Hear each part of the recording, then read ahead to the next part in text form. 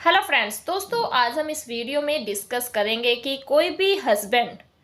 अपनी वाइफ का मेंटेनेंस कैसे कम करा सकता है। यानी कि कुछ ऐसे टॉपिक्स को हम डिस्कस करेंगे जिनका यूज़ करके कोई भी हस्बैंड अपनी वाइफ का मेंटेनेंस कम करा सकता है। दोस्तों, महिलाओं को मेंटेनेंस देने के लिए कई सारे कानून बने हुए हैं, जैसे कि महिलाएं सेक्शन 125 ऑफ सीआरपीसी में मेंटेनेंस ले सकती है, हिंदू मैरिज एक्ट के सेक्शन 24 में मेंटेनेंस ले सकती है, डीबी एक्ट में भी मेंटेनेंस ले सकती है, और अगर हस्बैंड ने सेक्शन 9 का कोई केस डाला है उसमें भी महिला एप्लीकेशन लगा करके अपने लिए मेंटेनेंस की मांग कर सकती है। तो महिलाओं को मेंटेनेंस मिलने के रिगार्डिंग तो काफ़ी सारे रूल्स हैं और काफ़ी सारे उनको राइट्स दिए गए हैं, लेकिन महिलाओं को मेंटेनेंस ना देने के लिए सिर्फ एक ही सेक्शन बना है, वो है सेक्शन 125 का सब सेक्शन 4, जिसमें ये बताया गया है कि किस कंडीशन में कोई भी पत्नी मेंटेनेंस पाने की हकदार नहीं होगी। दोस्तों, अब हम जानते हैं सीआरपीसी के सेक्शन 125 सब सेक्शन 4 में क्या कहा गया है।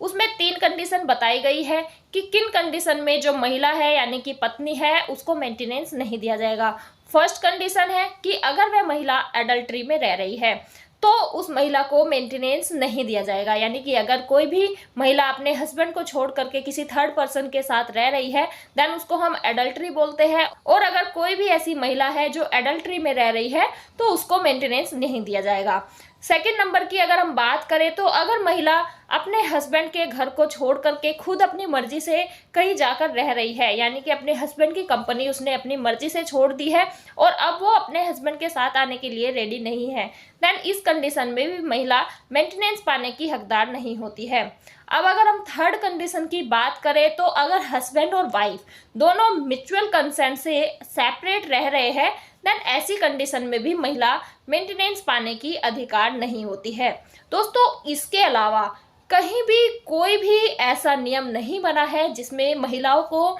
मेंटेनेंस ना मिलने की बात कही गई हो। हर सेक्शन में, हर एक्ट में महिलाओं के लिए मेंटेनेंस का प्रावधान है। सिर्फ इस सेक्शन को छोड़ के, और इसमें भी जो जो कंडीशंस मैंने आपको बताई है वो कंडीशन अप्लाई होनी चाहिए। तो दोस्तों, क्या कोई भी हस्बैंड हमेशा ही अपनी पत्नी को मेंटेनेंस देता रहेगा? क्या कोई ऐसा उपाय नहीं है जिसको यूज करके हस्बैंड अपनी वाइफ का मेंटेनेंस कम करा सकते हैं, खत्म करा सकते हैं? तो दोस्तों, आज इस वीडियो में हम वो ही टॉपिक्स को डिस्कस करेंगे जिनको यूज करके हस्बैंड अपनी वाइफ का मेंटेनेंस कम करा सकता है। सबसे पहले हम बात करते हैं कि अगर आपकी वाइफ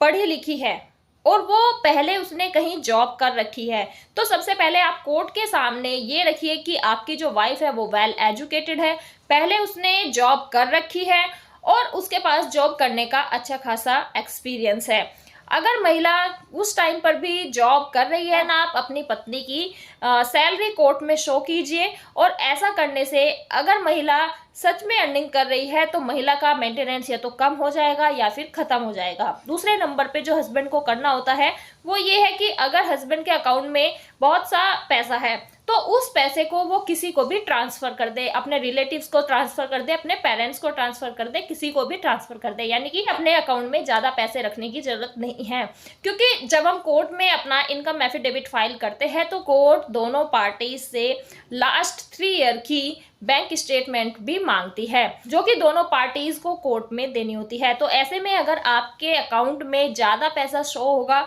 तो फिर आपकी वाइफ के लिए अच्छा खासा मेंटेनेंस बन जाएगा। तो अगर आपके अकाउंट में पैसा है तो आप उसको इमिडिएटली किसी भी अपने रिलेटिव को ट्रांसफ़र कर दीजिए। थर्ड नंबर पे अगर हम बात करें कि अगर आपके नाम से कोई व्हीकल है, कोई गाड़ी है, कोई बाइक है, तो उस व्हीकल को भी आप किसी अपने रिलेटिव के नाम पर ट्रांसफ़र कर दे, अपने ब्रदर के नाम पे कर दे, अपने फादर के नाम पे कर दे, या अगर आपका या कोई भी रिलेटिव जिसके नाम पे आप कर सकते हैं उसके नाम पे आप अपना व्हीकल ट्रांसफ़र कर दे। क्योंकि ऐसे में ये भी देखा जाता है कि अगर बंदे के पास व्हीकल है, गाड़ी है और वो अफोर्ड कर सकता है, यानी कि उसको मेंटेन कर सकता है, देन इसका मतलब ये है कि जो हस्बैंड है उसके पास अच्छी खासी अर्निंग है और वो जानबूझ के अपनी अर्निंग को कंसील कर रहा है। थर्ड नंबर की अगर हम बात करें तो अगर आपने कोई भी पॉलिसी वगैरह करा रखी है तो उसकी जो प्रीमियम जाती है वो आप खुद पे ना करें, वो आप अपने किसी भी रिलेटिव वगैरह से पे कराएं। कि यहाँ पर ये कोर्ट ये देखेगी कि अगर आप अपनी पॉलिसी की प्रीमियम पे कर रहे हैं, देन कोर्ट ये कंसिडर करेगी कि आपके पास उतने पैसे हैं कि आप पॉलिसी की जो प्रीमियम है उसको पे कर रहे हैं। तो ऐसा देखते हुए कोर्ट आपकी वाइफ के लिए भी अच्छा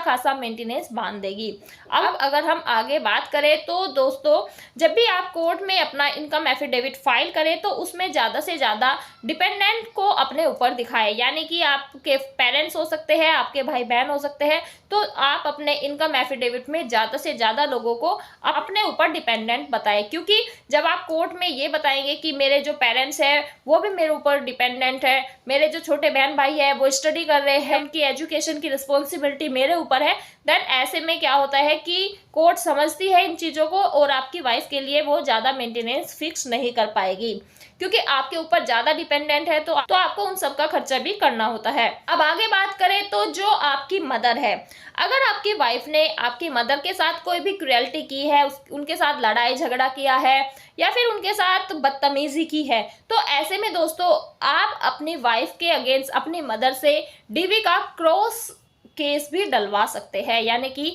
आप अपनी मदर के थ्रू अपनी वाइफ के ऊपर डीवी एक्ट में उसके अगेंस्ट केस डलवा सकते हैं कि आपकी जो वाइफ है उसने अपनी मदर इन लॉ के साथ मारपिटाई की है, क्रुएल्टी की है और उनको हरेस किया है, उनके साथ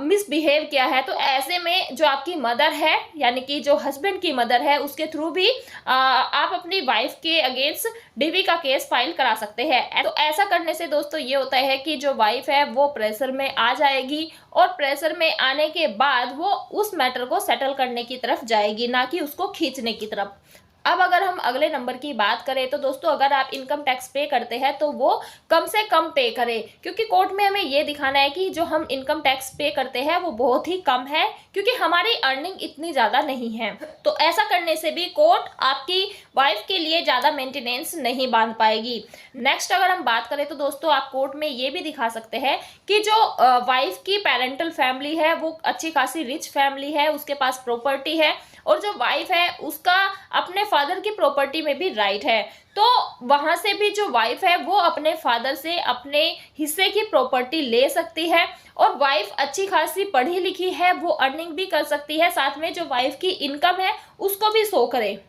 तो ऐसा करने से जब आप कोर्ट को ये सारी चीज़ें बताएंगे कि वाइफ का उसके पेरेंटल फैमिली में जो प्रॉपर्टी है उस पर भी राइट है, वाइफ खुद भी अर्निंग करने में कैपेबल है, वाइफ की एजुकेशन भी अच्छी है, वाइफ के पास पहले से जॉब करने का एक्सपीरियंस भी है, तो ऐसे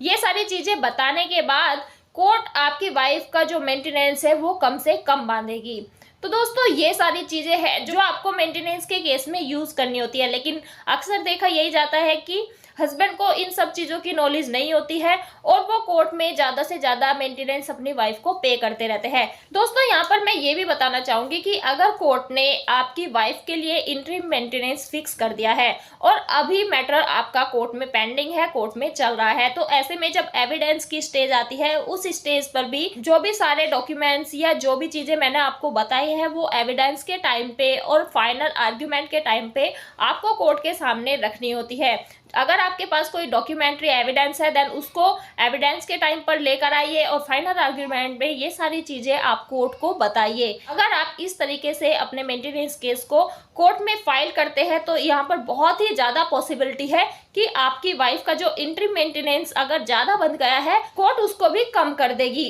और फाइनल आर्ग्यूमेंट सुनने के बाद आपकी वाइफ के लिए जो मेंटेनेंस है वो बहुत ही नॉमिनल सा अमाउंट फिक्स किया जाएगा। तो दोस्तों आपको ये वीडियो कैसी लगी आप हमें कमेंट बॉक्स में कमेंट करके ज़रूर बताएं।